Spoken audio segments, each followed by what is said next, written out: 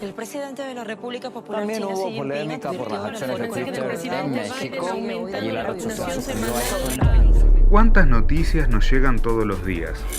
Vivimos invadidos por información, pero detrás de toda esa data siempre hay otra. ¿Qué hay detrás de lo que no nos dicen? Te proponemos repasar las miradas más interesantes detrás de las noticias de la semana. Opiniones en las redes que no vas a ver en los medios. Enredados. Hola, ¿cómo están? Mi nombre es Munir Moussa y les damos la bienvenida a un nuevo podcast de Enredados, para repasar lo que hay detrás de las noticias de la semana y que los medios, lógicamente, no te cuentan. Comenzamos de esta manera. Noticia 1. El presidente de Haití fue asesinado. Según el primer ministro saliente, Claude Joseph, un comando integrado por personas extranjeras ingresó a la casa de Jovenel Moïse y le disparó. Así es, este ha sido uno de los hechos más estremecedores de la semana en América Latina. Y, de inmediato, comenzaron las consecuencias. Haití detiene a 17 sospechosos del asesinato del presidente Moïse. 15 de ellos son colombianos y 2 estadounidenses. Lo cierto es que se difundieron videos previos al asesinato en el que los mercenarios gritaron que se trataba de la DEA. Y, por un motivo o por otro, esta versión fue rápidamente desmentida. Y el embajador de Haití en Washington, Bochit Edmond, declaró que quienes asesinaron al presidente de Haití eran mercenarios profesionales que se disfrazaron como agentes de Administración de Control de Drogas de Estados Unidos. Y atención, porque lo que también hay que analizar es, además de quienes estuvieron detrás, ¿qué es lo que puede venir? Hay muchas condiciones reunidas para que el país caiga en un caos total, en una guerra civil. Y es ahí donde también puede haber pistas de quiénes se pueden beneficiar con la continuidad del caos en Haití, el país más empobrecido de América Latina. Veamos el titular de este artículo de opinión del Washington Post. El asesinato de Jovenel Moïse pone a Haití en peligro de anarquía. La ONU debe intervenir. Y es allí cuando se empieza a comprender a quienes les interesa este caos. Aquí el tuit de la cuenta Madame Bouchman. Eso es lo que han querido desde el principio, asesinos de la ONU, violadores de niños, pacificadores, entre comillas, de regreso a Haití para otra ocupación neocolonial. Es 1915 de nuevo. Jean Wilbrum Guillaume Sam es asesinado y los marines estadounidenses invaden para mantener el orden, otra vez entre comillas, y ocupan durante 19 años. Los objetivos de la Organización de Naciones Unidas son muy buenos. Noticia 2. Bolivia denunció que el gobierno de Mauricio Macri colaboró con el golpe de Estado contra Evo Morales de 2019 y envió material bélico para la represión. Así es, esto se suma a la denuncia que salió a la luz semanas atrás y que involucró a otro gobierno amiguito de Estados Unidos en la región. Tras la detención del exministro de Gobierno de facto, Arturo Murillo, se conoció que Lenín Moreno apoyó el golpe de Estado de Yanine Áñez con la provisión de materiales para que el régimen ilegal reprimiera al pueblo boliviano que resistía a la usurpación del poder. Una de las principales señaladas por esta gravísima denuncia contra el gobierno de Macri fue Patricia Bullrich. ¿Y qué hizo? Bullrich se despega de Macri.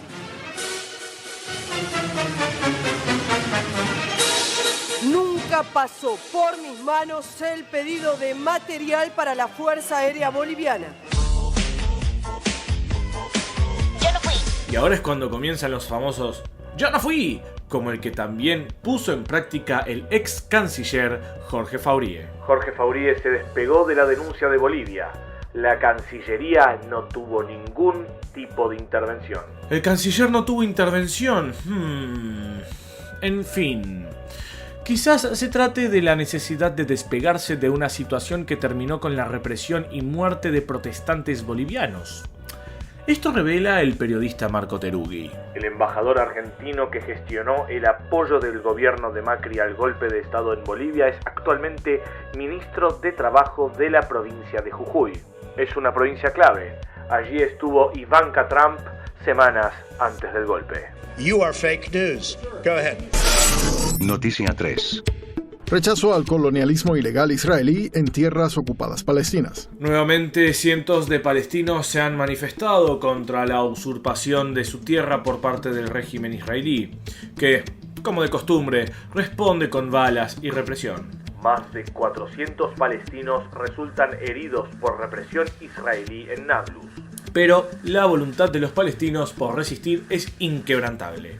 Esto expresaba Mohammed Duekat del Frente Democrático. Nuestro mensaje a la ocupación israelí y a los colonos es que continuaremos la resistencia popular en todas sus formas hasta la remoción de este puesto de avanzada de las tierras de la ciudad de Baitá y el monte Sabí. Por su parte, y aunque usted no lo crea, Michael Link, relator especial de la ONU sobre los derechos humanos en Palestina, dijo lo siguiente: En mi informe he concluido que los asentamientos israelíes equivalen a un crimen de guerra. Tal hecho obligaría a la comunidad internacional a adoptar medidas diplomáticas y legales para que Israel rinda cuentas y entienda que su ocupación ilegal y sus actos violatorios del derecho internacional no pueden quedar y no quedarán sin castigo.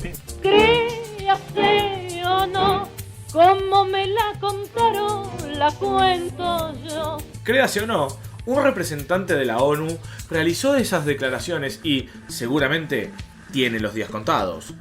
Pero además, días atrás se realizó otra condena vinculada al régimen que ocupa Palestina. Condenan ataques sistemáticos del régimen israelí a los trabajadores de la prensa en los territorios ocupados. En países con un precario Estado de Derecho y en donde se tiene poco aprecio por la libertad y la democracia, es común que el ejercicio periodístico se vea amenazado con censura, intimidaciones, violencia física o virtual, leyes que impiden el ejercicio libre de la profesión e incluso asesinatos. ¿Por qué será que gobiernos que gritan que defienden la aparente libertad de expresión y de prensa callan estas violaciones israelíes? Buena pregunta. Noticia 4. Una ola de indignación recorre Canadá tras el hallazgo de más de 1,000 tumbas sin nombre en antiguos internados indígenas estatales operados por la Iglesia Católica. Esto es consecuencia de una historia muy oscura que ocurrió en Canadá y de la que se revelan detalles verdaderamente estremecedores. Hasta 1990, unos 150.000 niños indígenas fueron forzados a permanecer en internados de su país. Se les separó de sus familias, cultura e idiomas y muchos sufrieron torturas y abusos. El descubrimiento de más tumbas de niños indígenas hizo que la indignación creciera y así los símbolos de la colonización fueron el blanco de las manifestaciones. Las estatuas de la reina Victoria y de Isabel II derribadas en Canadá. Pero la bronca del pueblo canadiense estuvo lejos de quedarse ahí. 10 iglesias católicas sufrieron actos vandálicos y fueron pintadas de naranja y rojo. En el resto de Canadá, casi una decena de templos han sido destruidos por incendios. Al respecto, se pronunció el expresidente de Bolivia, Evo Morales, con un contundente tuit. La quema de iglesias tras el hallazgo de restos de niños indígenas en hogares administrados por la Iglesia Católica en Canadá muestra una política colonial de exterminio en toda América que se extendió hasta las nuevas repúblicas donde los indios no teníamos derecho alguno. A todo esto, Justin Trudeau tomó una medida no exenta de polémica. Trudeau designa a una mujer indígena por primera vez como gobernadora general de Canadá. ¿Será esa la solución? Noticia 5. Y vamos a una noticia que involucra una vez más al periodista encarcelado por revelar algunos de los crímenes cometidos por Estados Unidos en el mundo. Estamos hablando de Julian Assange. Vos sabés que tengo poco de Assange.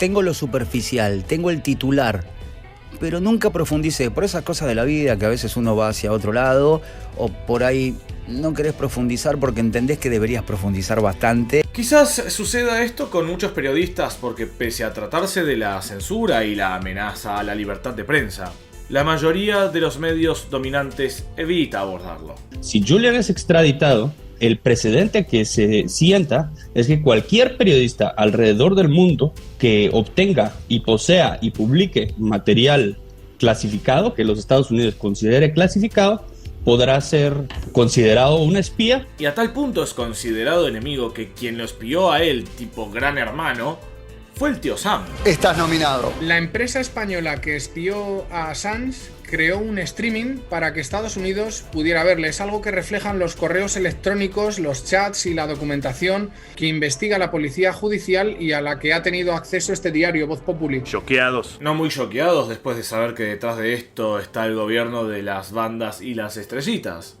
A modo de conclusión, veamos lo que manifiesta el periodista Juan Pasarelli, realizador de un documental sobre el caso. Estados Unidos y Reino Unido no pueden levantar un frente para condenar abusos internacionales de derechos humanos porque ellos mismos los están rompiendo. Tienen a un periodista, un prisionero político, en una cárcel de máxima seguridad en condiciones de tortura. Por eso vinimos a este país, por todas las libertades que ofrece. Ese ha sido nuestro repaso de la semana. Nos reencontramos, Dios mediante, dentro de 7 días. Mi nombre es Munir Moussa y esto es Enredados, un podcast de ANUR TV. Estén alerta.